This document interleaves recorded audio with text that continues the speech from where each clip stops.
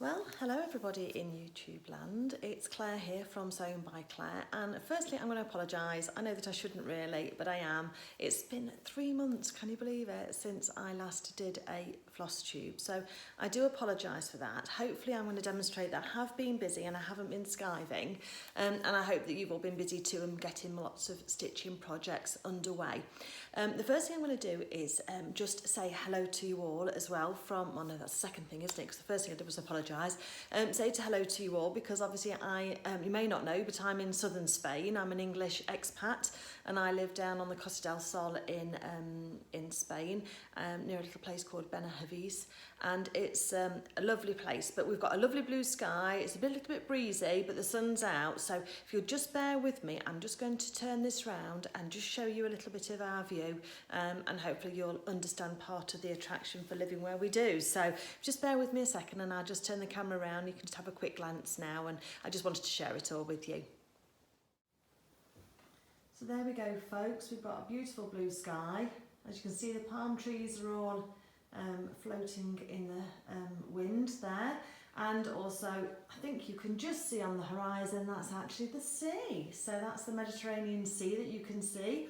That's a bit of a play on words, and as if the light keeps changing, then my apologies, but as you can see again, I am trying to film this without any extra lights because it is such a beautiful day. So hopefully you'll be able to see everything, and hopefully you'll bear with me, and hopefully you've enjoyed seeing my views. So that's what I'm looking at when I'm talking to you, but of course you've got my full attention. So I'll flick you back round again and we'll carry on with my stitching.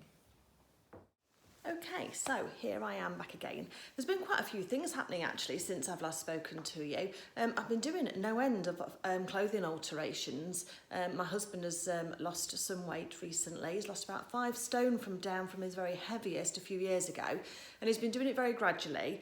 We've been following something called the Second Nature Plan by the NHS over here. It's actually NHS endorsed. I don't think it's actually issued by them. And it's a restriction on carbs and also on sugar.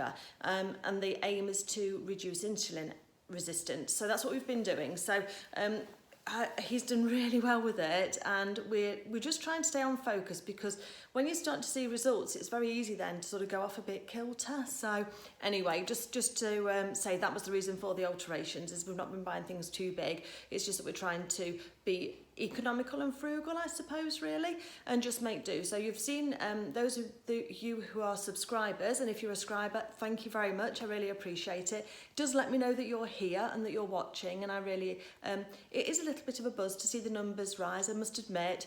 I'm trying not to be too bothered about that though, because I don't want to get stage fright, but what it does say to me is that people are interested in what I'm doing and how things are over here in Spain as well, and all the different sewing projects, because if those of you who are subscribers will know, I'm multidisciplined, so I do try to switch my projects around, and there's never a boring moment here. I never say I'm bored, because there's always something to stitch.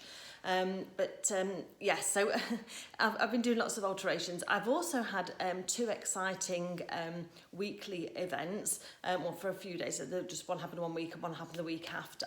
And the first one was a sewing holiday with my friends, and the second was that I also had a friend who wanted some other friends to come over and do it for sewing holiday. So I'll talk to you about those in a short while, if that's okay. But I just thought I'd mention those now. So a bit of an agenda thing, but I have been cross stitching. I promise. I know FlossTube is about cross stitching, and I have been doing a lot more cross stitching than I would normally do. So I'll share those projects with you as we get started. So let me stop waffling and I'll carry on with the agenda and what I should be doing. First of all, what am I wearing? This is actually a shop bought dress that I got from the El Corte Inglés, which is one of the big shops, a bit like a House of Fraser or a John Lewis if you're in the UK at all, and I have a problem with narrow shoulders. I don't know if any of you do too, but what I've actually done on this dress is I've actually moved this shoulder, so the shoulder seam is actually here. It's slightly wide still, but it's much better than it was. I really love the dress. It's actually a maxi dress, and it's got tiers and long sleeves. I like the fabric too, which is this lovely paisley floral. And it's just in a viscose, I think.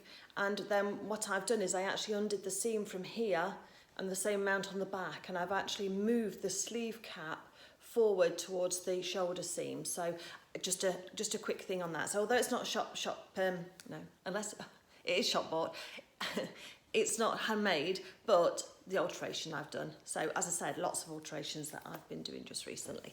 So anyway, onto the cross stitch. Sorry. Okay, so I've been doing, one of my projects that I have got is After the Roses, and that is by Ink Circle. So let me just show you this picture here. Apologies for the rustling. So this is one that I saw online. I think it was at either Needle and Thread or The Attic. Woolly Mammoth, I think, put me on to her. That's Anna over at Quilt Roadies and Stitch Roadies. And this is a beautiful picture of, it's really an autumnal scene, I suppose, really, with those colours. It's rose hips in there, if you've seen this online. It's very beautiful. Started it a little time ago, my first time using Evenweave, and I've enjoyed stitching this one, and as I say, I just do love the colours. I've gone a little bit off the boil, I have to admit, but I did get some done. Find the top for you. So here's my progress here. So for those of you who followed me before, I hadn't got this bit here done. So I think it's that bit I've done. Yes, it's this bit here that I was doing. Because I got this bottom corner done, and eventually the 4 corners will all be like that. So I've got 2 corners done. Yay! That's actually good progress for me. I've still got to start and do this part here, which is a lot of green. And green isn't my favourite to stitch, actually, in those leaves. It's also a challenge for me to count. I am maths challenged anyway. I don't do mental maths very well. And so I don't know if it's something that's bothering me like that. And I know I only have to count two threads at a time. But this is being done with 2 threads over, two, what do you call the strands? 2 strands over two threads on here. So it's 2 over 2. I'll get my terminology right, I do promise. The Evenweave is from Zweigart, and it's just an off-white, just a creamy colour.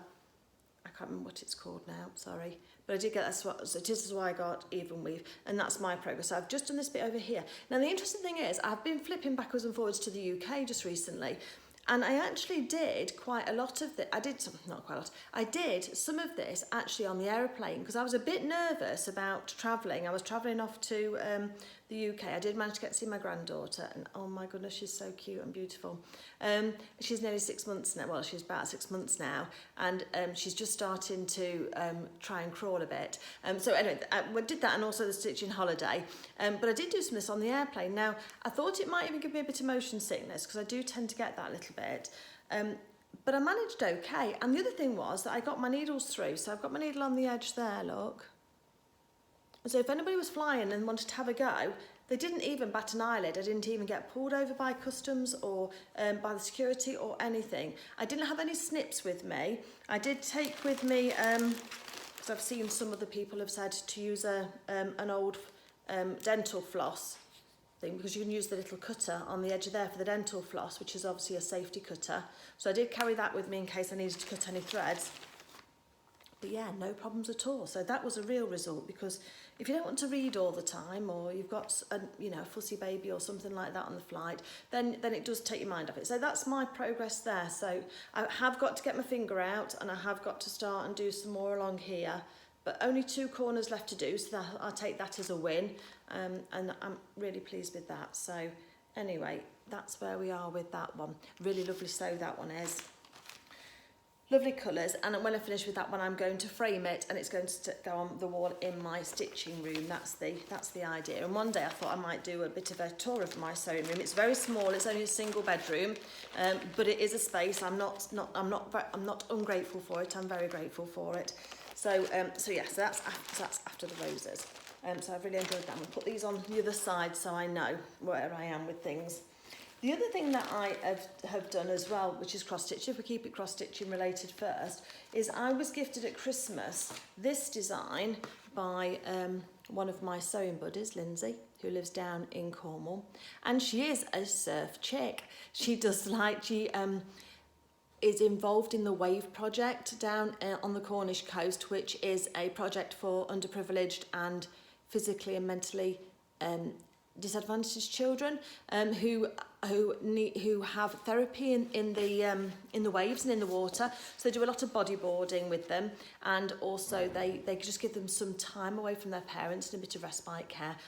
Respite care, it's only for a day, but they really enjoy the water. Anyway, so she loves her surfing, does Lindsay, although she has got a bit of a problem because she's got a little puppy called Billy who's a whippet, and she's lovely. She doesn't like the water. So don't say anything to Lindsay, but yeah, she doesn't even like going out in the rain. So Lindsay's got a bit of a job on her hands to actually get her little pup Billy to enjoy the surfing with her. I think she got visions before she had Billy that she'd have Billy on the front of the surfboard, and as you see on the TV as they're scooting along. So far that's not happening. So Lindsay, if you do ever watch this, good luck with Billy. I know if anybody's got the determination and the encouragement to do it, I know you'll get her there. But yeah, I know. So this is why I think that Lindsay has chosen the surfboard themed Cornish scene. This is by somebody called Emma Louise in the UK, and it's called Mousehole Harbour, and it's actually full coverage. Now this is my first ever full coverage cross stitch project, and I'm liking it. I must admit, it's not necessarily a scene I would have chosen for myself to have cross stitched. I like a little bit more whimsy, a little bit more floral, a little bit more hearty. But actually, I'm really quite enjoying it. I'm learning some new techniques because I'm having to learn all about full coverage and about how you carry your threads. I managed to find the middle, and I have started in the middle. This is split down into 6 pages. So the middle page, I think it's page 3, is here. So I think it goes 1, 2, 3, 4, 5, 6 is how it's been split. So I've started over just here, and I've been doing this pink house with the little veranda over the door, look. And then I'm coming across here doing this one here. So yeah, really enjoying it. Let me just show you my progress on this one, and hopefully you're going to be able to see that. And that's how far I have got with this. So if I just move that out of the way, you can see that's the bottom. I'll just put a ground guard on just to try and keep it. It's a bit stretched because it's on one of those rigid wooden frames just to help me use it. Because I have got a round frame, but I've left that in the UK, and I haven't bought one yet over here, but I might well do that. I might find a floor standing one that this will actually sit into like that, so I can just have it in front of me. But I've still got to research that yet. So if anybody uses one of those frames and got a good suggestion for me, then I'd really appreciate it if you just let me know in the comments just down below. But anyway, yeah, so this is my progress. So this is page 3, not of any disrepute. And I'm working on here now and working upwards. So I've started I actually started down here in the centre of the picture, not of the picture, of the page, and then worked up. So I was watching somebody yesterday, and they were talking about doing cross country and doing it diagonally when it's when you're doing full coverage. And I don't know that I've got the patience to mark everything out. I know you have to have patience in order to cross stitch. So yeah, I'd be interested to know what techniques everybody else uses and whether you've tried it or not and it works for you. But she was working from the top corner, and she was working diagonally across. And then using one strand of floss, so she'd do all the stitches in that diagonal in that one symbol, and then she'd then start and work up the other side as well. Her name was Varney. I'll have to see if I can remember what her page was called. But she's got thousands of followers, so she's very experienced and she knows what she's doing. Very quick, two-handed as well, which was again something interesting. And I was watching her stitch. That was very interesting. But yeah, that's my progress so far. And I am enjoying it. Finding this bit here was a pain in the neck to do. This one here was, because that's quite a lot of confetti down there, and it's not very neat on the back. It's a bit bulky. I don't know whether you're supposed to show the back or not, but that's how I'm doing so far. I know some people's backs are beautiful, aren't they? They're almost as nice as the front, but not me, not yet. But you never know. You can always hold out in hope for that, can't you? It's an anchor kit. The threads are all anchor, and this is on just a white Ada, and I don't know what size Ada it is, but I can just hold on 1 second. I think it just says Ada fabric, so no, it just says Ada fabric, so I can't tell you that one, I'm afraid. yeah, and the other thing that I've done as well is I had all of the flosses all came in a big tangled loop on one of these floss holders. God, they're difficult to work with, aren't they? Really, it just, every time you wanted to try and take a thread off, it just felt like it was getting messed up. And if I had any little bits left over, that because it's a kit, I don't want to run out, so I'm saving all my bits. If I think I can get more than 3 stitches out of a piece of thread, then I'm saving it. I don't know if that's what you do as well. I just didn't want to run out any time. But what I've done now is I actually managed to find some little plastic bags. So I've actually got my little plastic bag, and then I have then drawn on a little label what the symbol is on each of these little plastic bags, so that I now can just search through the symbol. But there's 26 of them. So obviously, if I'm looking for one particular one and I don't know what colour it is, it can take a while. So I know some of you use floss rings and floss drops, and I'm presuming that with doing that, one side of the little plastic bag is slightly lower than the other, so that you can actually put it through and you can access your bag and your threads without having to take it off the ring. I can't believe that you have to take it off the ring every time you want to use a colour. But so, yeah, you can see it's a long while since I've done anything like this before. I mean, I've done the cross stitch and I've started doing the floss tubes, but yeah, this many threads. Normally I've only got 5 or 6 colours perhaps, so it's not so much of a issue then. But with 26, it is.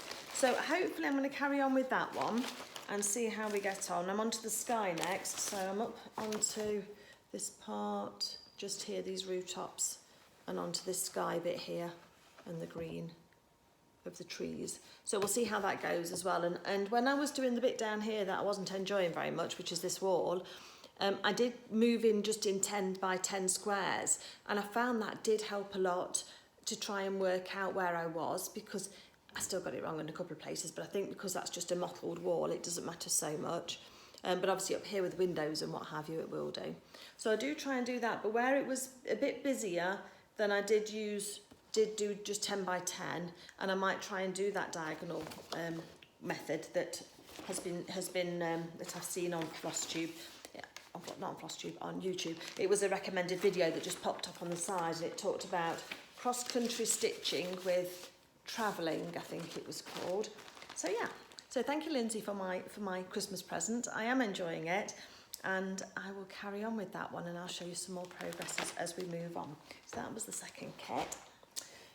The other one was that I did get my Secret Santa kit from my family, and that was this one here. Oh, find the front page. And this one's called Dandelions, and it's by a company called Jiggery Pokery. Now, these are very similar to the sand dollars that I think they are anyway. Sand dollars that Sue Spargo does. It's an embroidery kit. There's Jiggery Pokery, and I got this one from Etsy. And the circles are actually printed onto the linen for you. I've got it in a hoop here, just try and tension it a little bit. So like these ones I haven't done yet. And then you use your embroidery threads just to embellish them. And I know I said in a previous FlossTube that this was hopefully a precursor to starting a Sue Spargo sand dollars kit, because I really do fancy having a go at doing those. So yeah, I'm enjoying doing this as well. It's just different to the cross stitch. It's a bit more freeform. I love doing French knots. As anybody see my cherry trees project, then you'll know that I really enjoy doing that. But this one is, yeah, it's just a bit different. This is actually the right colours for in my second bedroom here. So I'm going to, when this has been finished, I'm going to frame it and put it up in the second bedroom.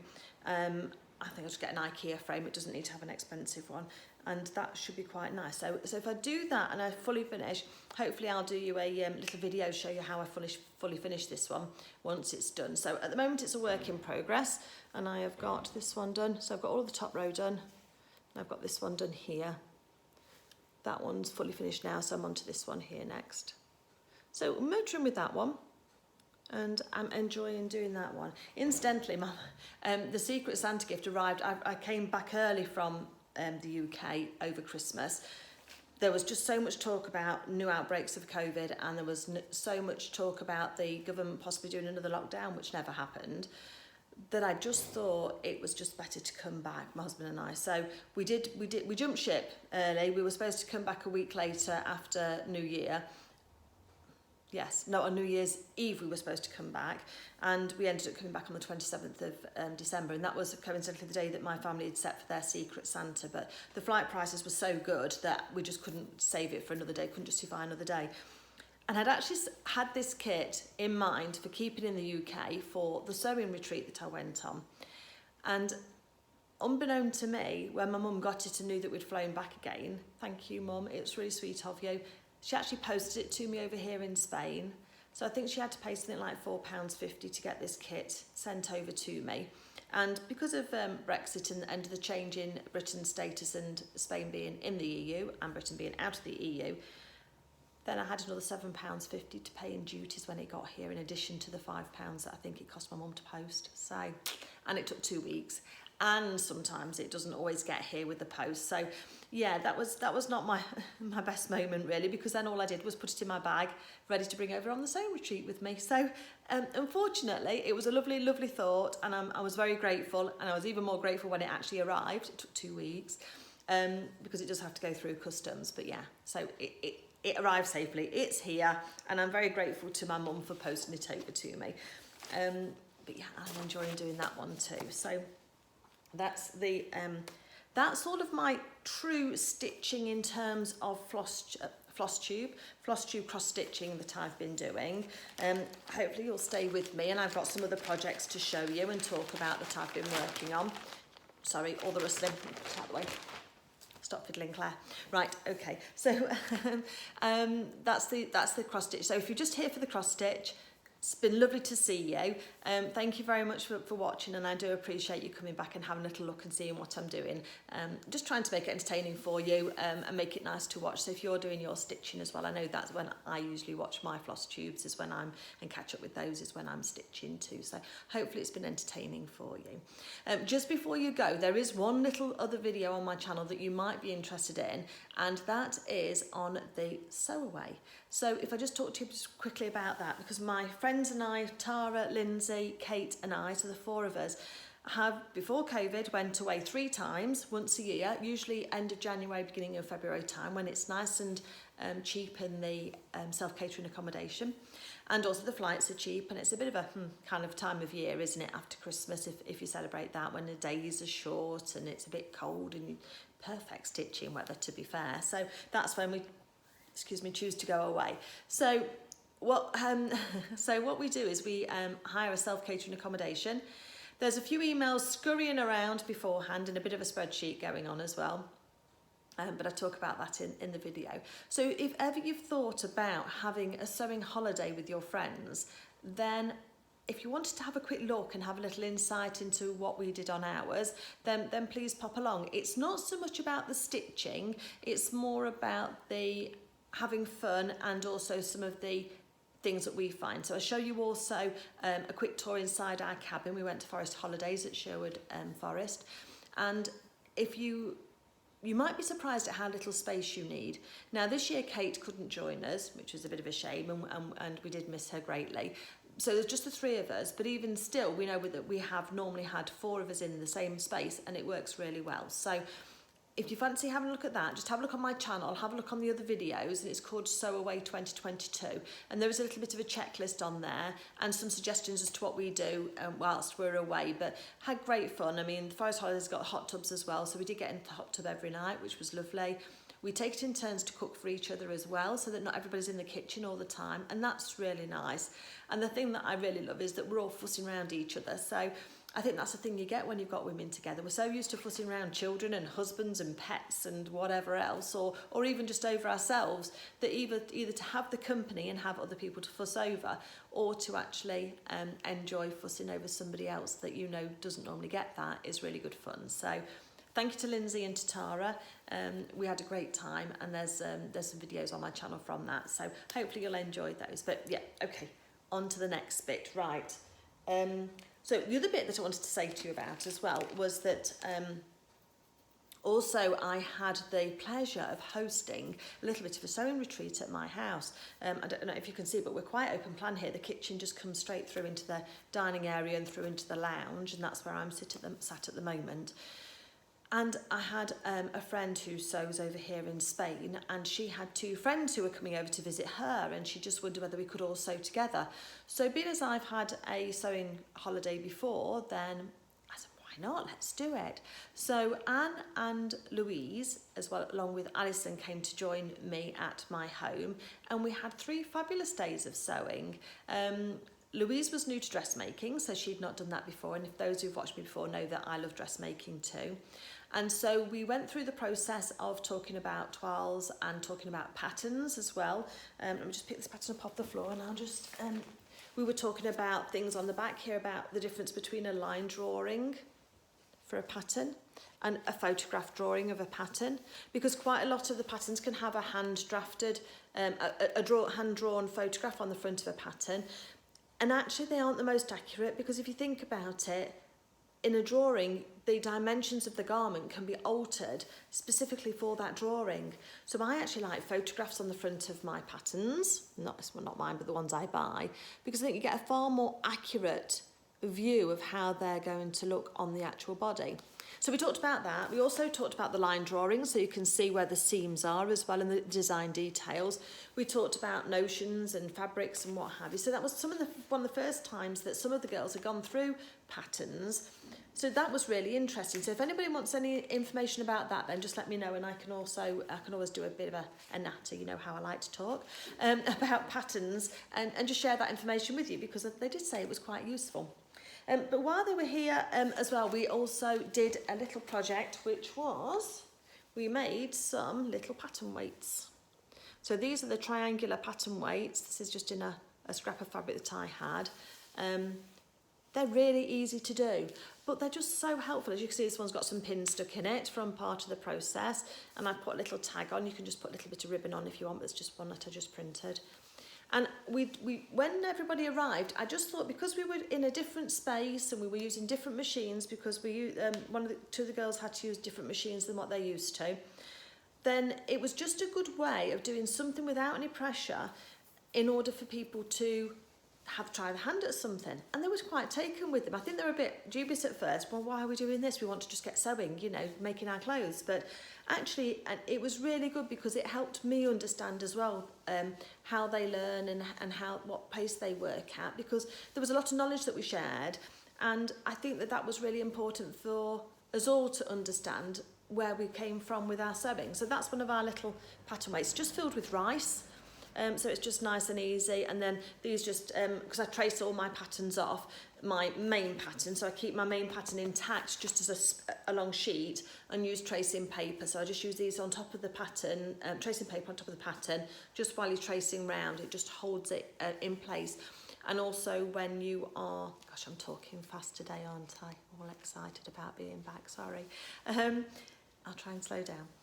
And so when you're actually putting your pattern pieces onto your fabric as well, it can help as well, so that it holds still for you and doesn't move around whilst you're trying to pin it. So it doesn't matter what size pattern pieces you're working with, these can be quite handy. So if anybody wants to know how to do one of these, then let me know. And again, I'm always looking for things to put up on YouTube. It's good fun to make these videos. So if anybody's interested in that, then just let me know, and I'll just show you those. There's plenty on the internet already. I know that, and you probably do too. If you do a search for either pyramid or triangle pattern weights, then you'll find these, but I'll do a step-by-step one as well if you want to, nothing like a bit of duplication.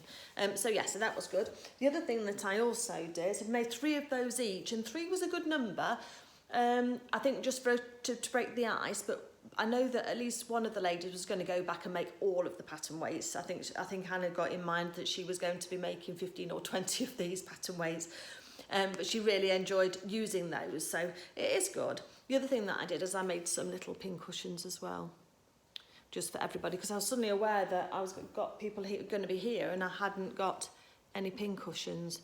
So this one here is glass. It's really heavy, and because the actual glass container, so just a little container for a votive candle. you know, the little ones you get. And what I've done is I've just painted inside it with chalk paint. So those that know me now, I do a little bit of chalk painting too. Just a little bit. So I painted a couple of layers of chalk paint on the inside, let it dry thoroughly, another one. And I was concerned that when I started to use the glue gun to glue everything in, that it was going to pull away the paint from the outside. But do you know what? It didn't at all. So I was really quite pleased. These again have been filled with rice, just to give them a bit of extra weight, because I don't like pin cushions that slide all over the place when you're trying to use them. And I've also, inside here, I've got a bit of what you call it, batting or wadding from quilt making, little felt petals that I've just glued on just to give it a little bit of detail. And actually on this one you can see it's very handy just for putting a needle through if you need to. And then I've just done a circle of fabric, put the wadding first, and then I put some wire wool in, because that actually does help you when you are using your needles. By pushing them through the wire wool, it actually keeps your needles really sharp. And it just, also if they get any stickiness from any sellotape or anything like that where you've adjusted your pattern, also it just scrapes that off, which is really, really good and useful. So that's pin cushions that I made, so everybody had one of those. So I've got a couple of these spare now, but never mind, we'll enjoy those. And again, this was just a plain glass. I think there was a little, sometimes you get these kind of pots with desserts in them. Is it GU, the manufacturer? They do little pots like this. You just want something with a little bit of weight to it, and again I've put some rice in it, and that's had the chalk paint round inside first. You probably could use emulsion, just need something that's going to stick to anything. That's why I use the chalk paint. Try and slow down. And also I just glued a little bit of draw liner to this at the bottom of this, so that it just didn't slide so easily on the work surface. So yeah, a couple of other little things that I did just to keep myself occupied. And if you have got any vintage shops nearby, little vintage pots or teacups I've seen used as well to make pin cushions as well. Really sweet, lovely fun project. And if you're going on a sewing holiday, like the sewaway I went on, then a pin cushion or something like this can make it, if you're not flying and you've got weight restrictions, of course, but if you're driving and you can fit them in, then they're really quite sweet, aren't they? Make a nice little gift for people as well.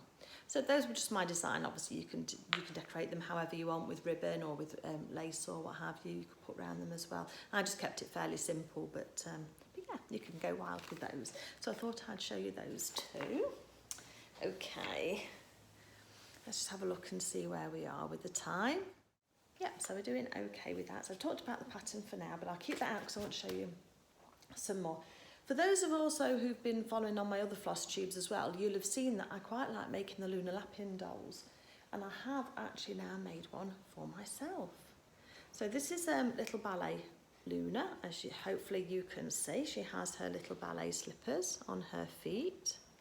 You've got a little felt on the bottom there, a little crossover ribbons going up her legs. Obviously she needed some knickers to hide her modesty, so you've got some lovely French knickers on there with a little pink ribbon, and this beautiful little skirt.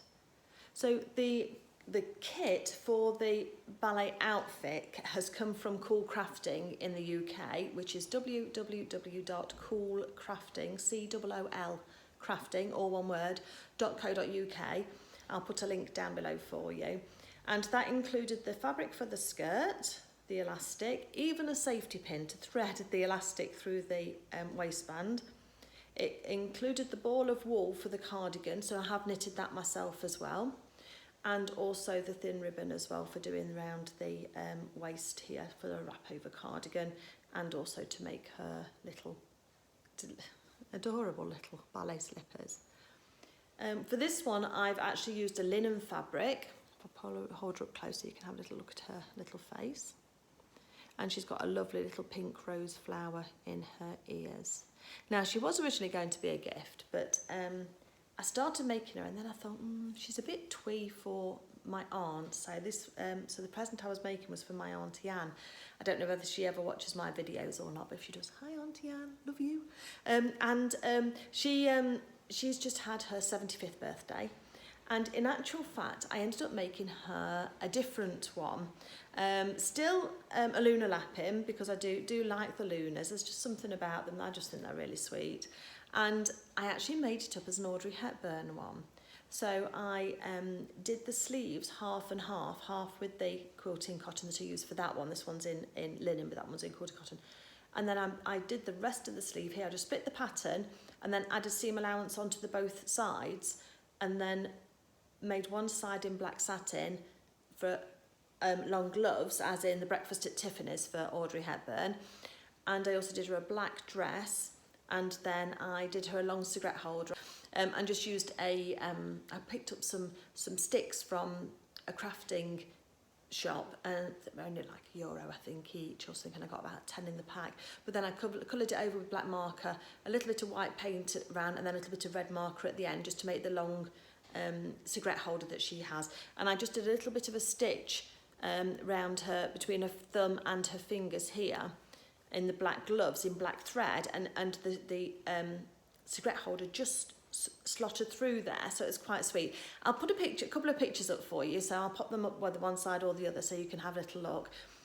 Apparently she went down a storm, so my auntie Anne loves Audrey Hepburn. She's got a poster up in her bedroom. I'll put a little picture up here as well of my auntie Anne, because she's a very stylish lady. And if I could even have part of her style, I'd be very, very happy. It's my dad's sister. He's the eldest, and then Auntie Anne is next, and Auntie Frances is after that. Though I don't call her Auntie, I just call her Frances. She's quite close to my age, I suppose, really. And yeah, so she went down really well for her birthday, and so she's going to keep her. Sorry, I keep playing Luna, don't I? So this one then was surplus to requirements, so that means she's mine. So I'm going to keep her anyway. If anybody wants to know how to make these, because they do make a really lovely gift, and there's a whole community. It's about 13,000 members in this Facebook group that I follow. It's Luna Lapin by Cool Crafting on Facebook, and everybody's crazy about them. I mean, I'm not crazy. I just think she's adorable. I think she's a little bit fiddly as an outfit for a toddler, and also you have to be careful because of the eyes as well. And there's buttons on the shoulders here, just holding the decoratively holding the arms on. So you do have to be careful of things like that. They're not recommended for children under 3 years of age because of those small bits, because it can be a choking hazard. But they make good companions for people of all ages, so even grandmas and aunties and what have you. And there's a whole wardrobe of clothes as well. So I have actually done a series of videos, and I think there's 8 videos, but I start off talking about the fabric that you can use. I talk about patterns as well, how to read the pattern markings, and then I talk you through the step-by-step construction at each stage. So making the arms, making the legs, there's a little foot pad on the bottom here, on the bottom of the foot that you need to sew on, putting the body together, attaching the arms and the legs and the head, how to do the facial features.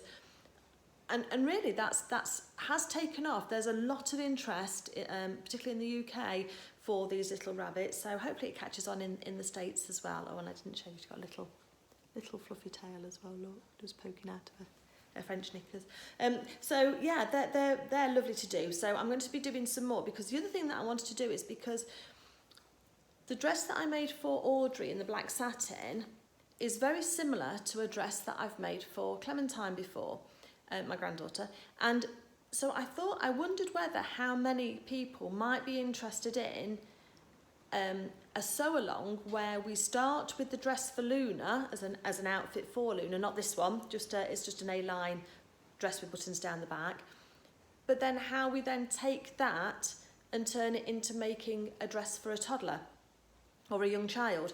Because in actual fact, all of the skills you've got making it at this smaller level, obviously it's a lot less expensive, but it's the same anyway, regardless. So I just thought maybe there might be some demand for that. So I'm going to go ahead and make it anyway, because I think it's really interesting to show how those skills are transferable. And actually, it's probably less fiddly as a children's garment. So you could always choose to make the children's garment first and then make the smaller doll one. But yeah, Luna and I think that might be a good idea for people. So hopefully that's going to be coming up soon as well. So if anybody's popped on here from the Luna videos to see what FlossTube is all about, then this is that's a little insight. You've seen all the cross stitch, but Luna does make an appearance. I'm going to put it down now. Okay. So that was upcoming plans as well. There's a bit of a messy pile going off over here, isn't there? Apologies for that, you'll have to excuse me. So then, really that takes us on to dressmaking, I think. Oh, no, one project first. So when I was visiting over in the UK, I went to see my dad, Richard, who I love very much, and his partner, Carol, has Parkinson's. And it's one of those kind of situations where when you're talking to somebody, and she was an avid stitcher when she was able, she's lost some of her motor function now, and she has, what is it, dyspraxia they call it, where people move all the time and can't control their body movements. So unfortunately, it's made some of her crafting almost impossible. She can still do some tapestry, which she loves and is very, very proficient at that, and her choice of colours is amazing, really clever, but she was showing me some projects. She showed me a little beading project that she'd done, and then asked me if I'd like the beads. And I said yes, that'd be lovely, thank you, because I know that it's not something that she can do anymore. So I think she was happy to share her beads with me, which was lovely of her. But then she showed me this other project, which is this one here. And it's an English paper piecing project with hexagons. And those that are familiar know that you have the card or paper templates, and then you put your fabric around those templates and then stitch them together. And she can't remember when she started this project, but she was showing it to me, and I was complimenting the choice of fabrics, which are beautiful. This lovely, it's almost Liberty-esque, isn't it, this little fabric here, and then this lovely pink as well. And I think I was just distracted, and we were talking about it, and then she put it away, and then I was just sitting down doing something else, still with them, and I just said, Carol, you know the hexagon project that you've got, would you like me to finish it for you? I said, I don't want to take over if you want to save it or you want to keep it as it is, but as you can see, it's not finished off down here. I said, would you like me to finish it for you? I can take it away and do that. And she was really grateful, which was lovely. And it hadn't entered my head when I first was talking to her that she might actually want some help with it, because she didn't ask me for help. And sometimes we worry about overstepping the mark, don't we? And I'm wondering if we're volunteering our help and it isn't actually wanted. But she actually took me up on it. So I brought this back to Spain with me. And what I'm going to do is I've got some extra fabric in her little bag here. And what I'm going to do is I'm going to use some of the hexagons and make up some templates and finish this off. And then what I'm going to do is make it into a round cushion for her with a piped edge and then some of this pink on the back, so that we can make that into a cushion. So at some stage I'll be finishing this off as well. Hopefully it won't take too long, because I don't want to put it away, because if I put it away I know that it might not come back out again, and I really do want it to come back out, because as I say, her mobility is deteriorating, and it's a little something I can do that hopefully will bring her pleasure. So it's my honour to finish this for her, and so I'm going to get on with doing that as well when I have 5 minutes and get that done. But I will make sure. So if I get that done, I'll try and take some pictures and remember to take some pictures and then share it with you when we get to the end of doing that. Right, okay. I'm rattling on, aren't I? Sorry. It's been so long though, hasn't it? There's so much I've been doing, so let's just carry on with things and we'll whistle stop through. So I did some dressmaking as well, so that's my next project I want to show you. I did show you this fabric on an old FlossTube, I think.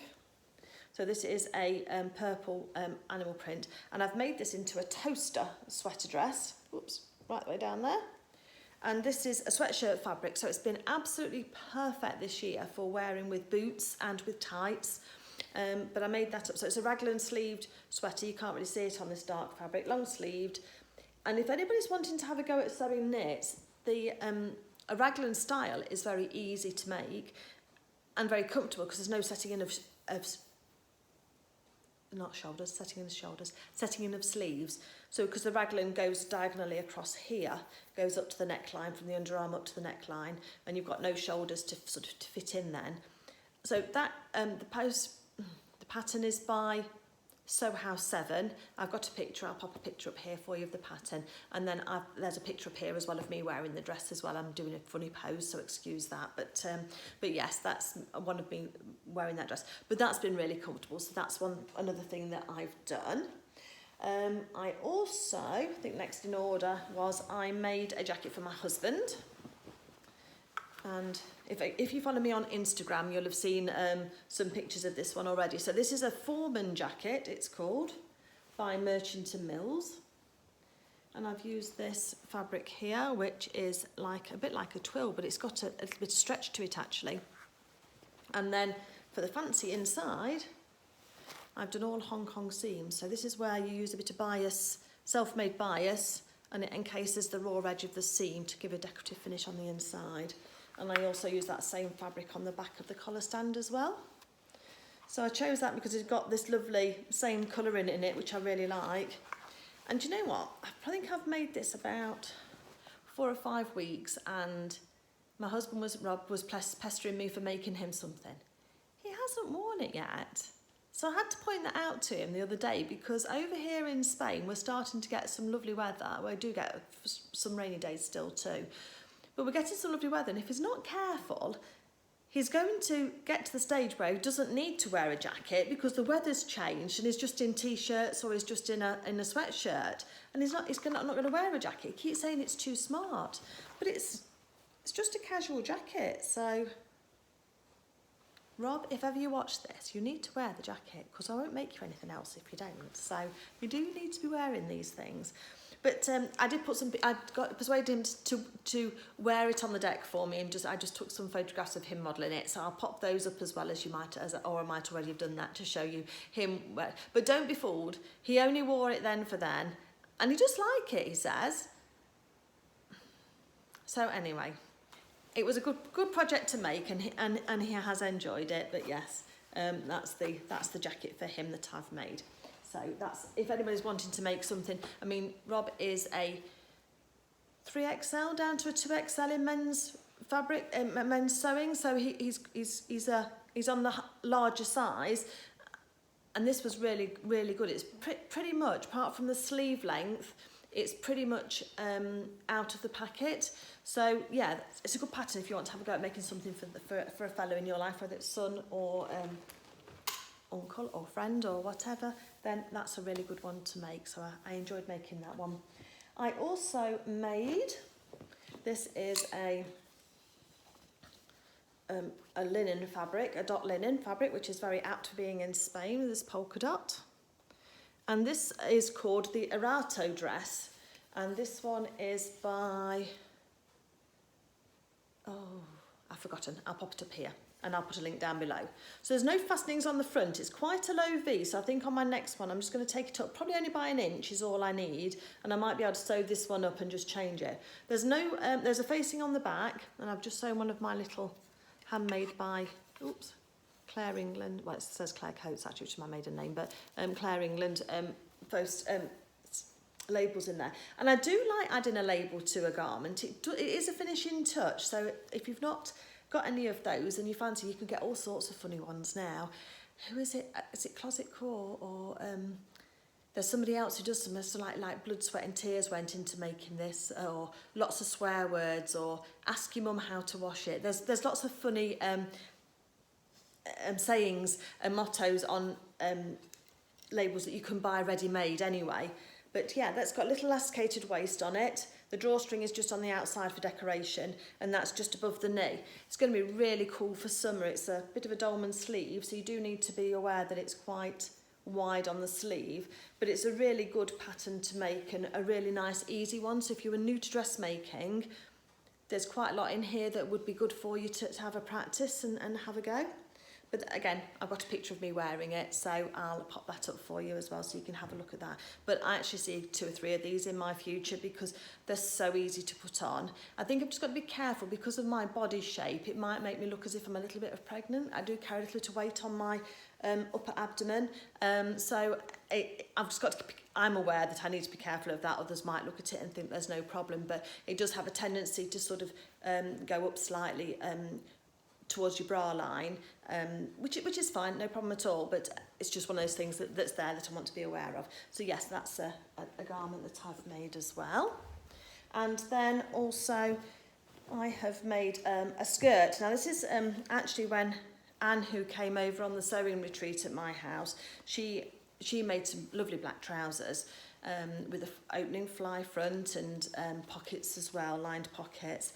And she was really pleased with them. But of course, because of the weight and flying back again to the UK, she didn't want to take what she got left of her fabric. So there was about 1.5 meters left. And she said, oh, you know, do you think you could do something with this? So I said, yeah, absolutely I can. It's lovely. It's a nice wool fabric.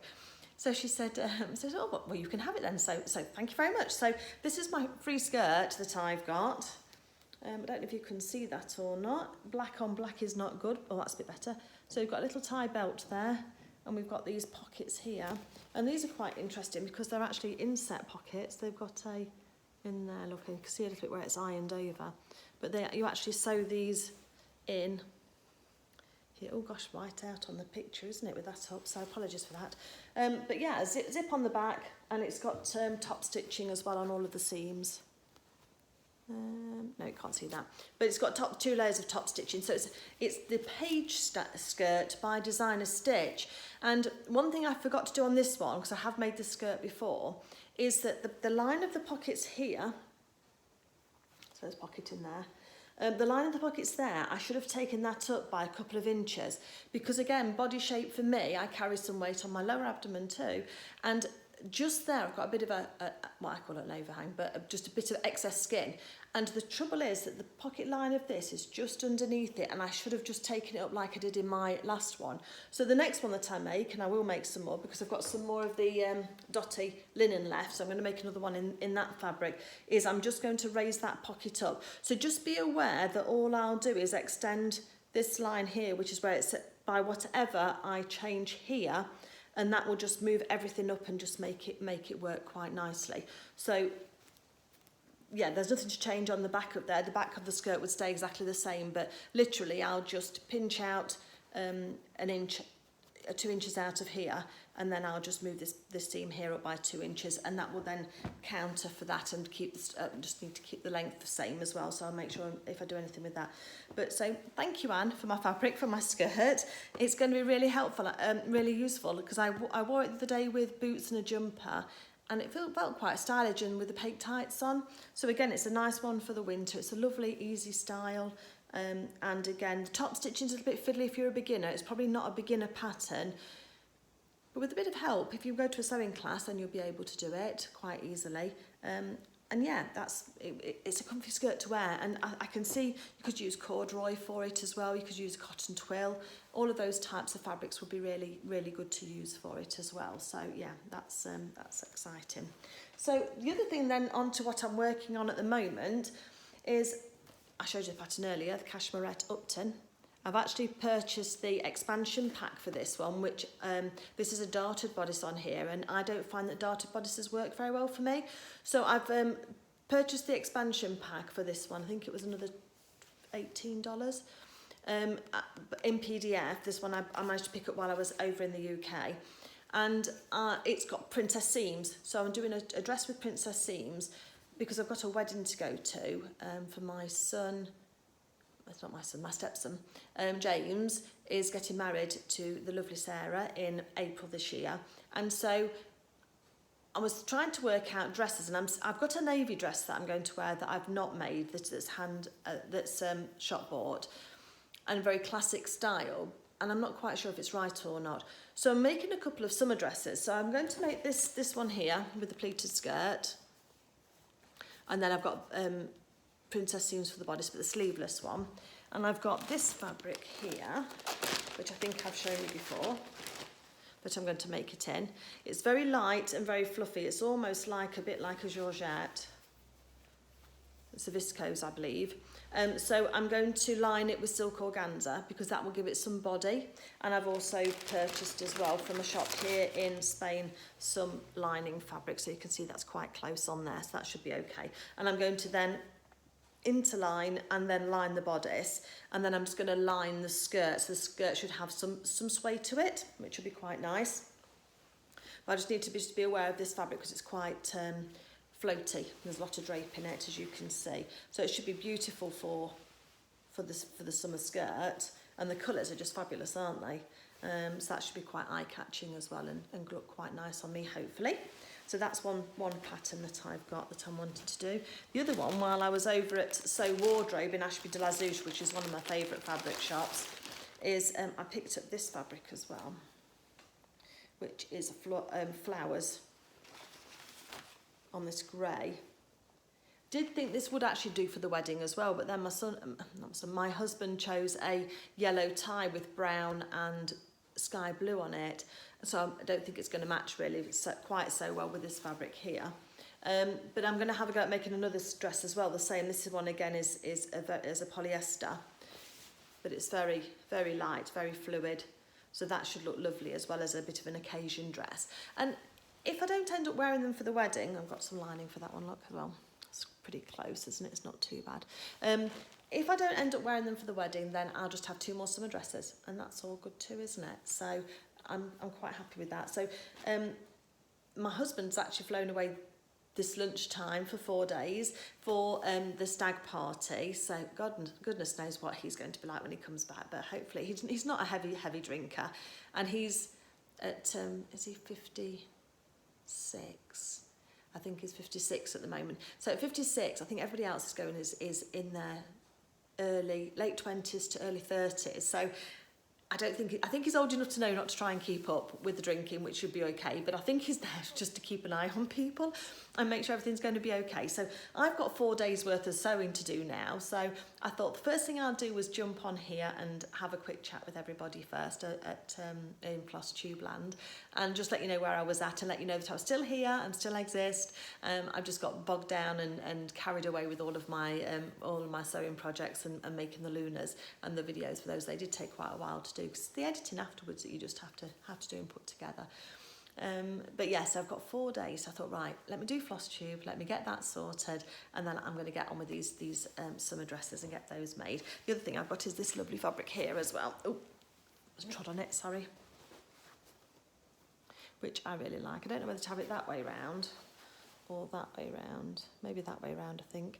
And I should have realised it's actually a polycotton, and I don't normally sew with a polycotton. It does say polycotton, doesn't it? This is an Ecotex print here. Normally it says on it, doesn't it? But it doesn't. One from France anyway. And this was from the local Ribes et Casals, which is in Malaga, which is one of my local sewing shops, and that's one of the bigger ones. I am actually going to Malaga next week, because when Rob comes back from the stag party, he's bringing my mum with him as well. My mum is nearly 75. She'll be 75 in May. And she's going to come over too, so she's coming over for 10 days with him, and then when I go back for the hen party in about 10 days time, then I'm taking mum back with me on the flight, just so that she's not flown for 2 years because of COVID. So she normally loves these adventures and flying, and she's desperate to come over to see us, and we hopefully will have some lovely time together. But yeah, she's just a little bit nervous, so we've done an accompanied travelling situation for her this time, just so that she gets back in the swing a bit, and then she'll be absolutely flying. Then she'll be keep ringing me up, when can I come over again, when can I come over again, which is great, because we love to have her over, love to have all of our family over really, and it would be lovely to see some more of them now that COVID's abating a little bit and that people are all vaccinated. So we're going to Malaga next week, because Rob's got to pick up his suit for the wedding, so he's had a suit made by a tailor, so that was good. Just a quick story there before I disappear off. Rob was in the changing rooms, and it was one of those old-fashioned tailors where, you know, they look at his feet and say, oh, it's size 44 you take, do you, sir, for his shoes? And oh yes, you know, and so how do you know? Oh, well, it's my job to know. So it's all one of those kind of Pretty Woman kind of moments where everybody's fussing around with tape measures and what have you. Anyway, he's really pleased with this jacket and these trousers and puts them on, and they're a sample size for him to try, because he is a little non-standard in his size, so it needed to be just right. And I was sat there on the couch, and you know what it's like when you think, something's off, and then I thought, okay, do I say something or not? Anyway, I said to the gentleman who was the tailor, and obviously he's in Spanish, el color es diferente? And he said, no, no, senora. I said, I said, yeah, I think the colour's different between the jacket and the trousers. And he was aghast that I'd even suggest it. And you know, you kind of do that whole thing where you're like, maybe I shouldn't have said anything. But actually, absolutely, I should have done, because he was adamant it was the same colour. And I said, I'm sorry, but it's not. And he said, come outside, let's have a look in the daylight. It's just the lights in the shop. So we stepped outside of the shop, and I just said to Rob, just move your arm away from your side. And then we were looking at the guy, and there, as soon as he moved his arm, there was a line, a shadow all the way down the side of the jacket. The back of the jacket was actually sun bleached slightly, just maybe 1 or 2 shades. And under the arm, of course, where the sleeve had been down in the shop or in the storage room, the colour was intact and as it was intended. And of course, the trousers had been hidden inside the jacket, so they hadn't faded either. Oh, he was really apologetic. But yeah, so that's where sometimes our sewing skills come in handy, because I don't know that I'd have noticed it if I wasn't a sewing person. But yeah, just looking at it, it was off, and I could tell it was off, but it wasn't obvious to anybody else other than me. Everybody thought I was making a big fuss about nothing. So anyway, needless to say, I'm very pleased that we realised that it was happening then and not after we'd had that suit changed, and that was actually going, I don't know whether it's ever going to be the actual final suit or not. It was supposedly just a trial size, but you never know, do you? And anyway, he's having a new one made, so that's all good. So we've got to pick that up. So there will be a trip to the fabric shop.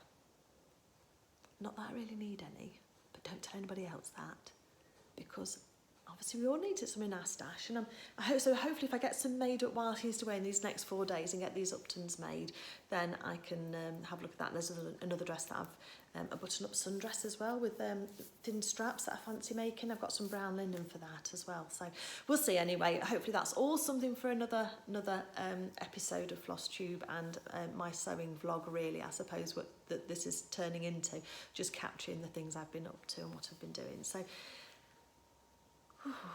Need to not chat so much and talk so much and waffle on and talk so fast. So hopefully you've kept up with me. You can always slow me down in the settings. There is a way of slowing me down. I don't think you'd want to speed me up, but there is a way of slowing me down. So I'm going to leave it there for now. I'm going to say thank you very much for watching. If you're not a subscriber and you've made it to the end, please do consider subscribing, because I've not switched you off yet in terms of boredom or not being interested. So hopefully other videos you'll find interesting as well.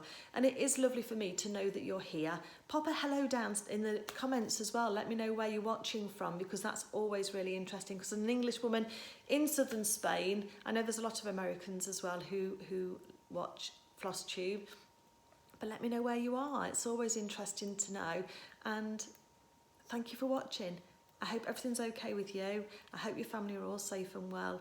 And I hope that we are managing to send some love out into the world with all of the world events at the moment. So yeah, let's pop that love into the world. Let's keep creating, loving every stitch, and helping the world go around with love and gratitude. So have a great day, everybody. Lovely to speak to you, and I'll see you again soon. Take care. Bye.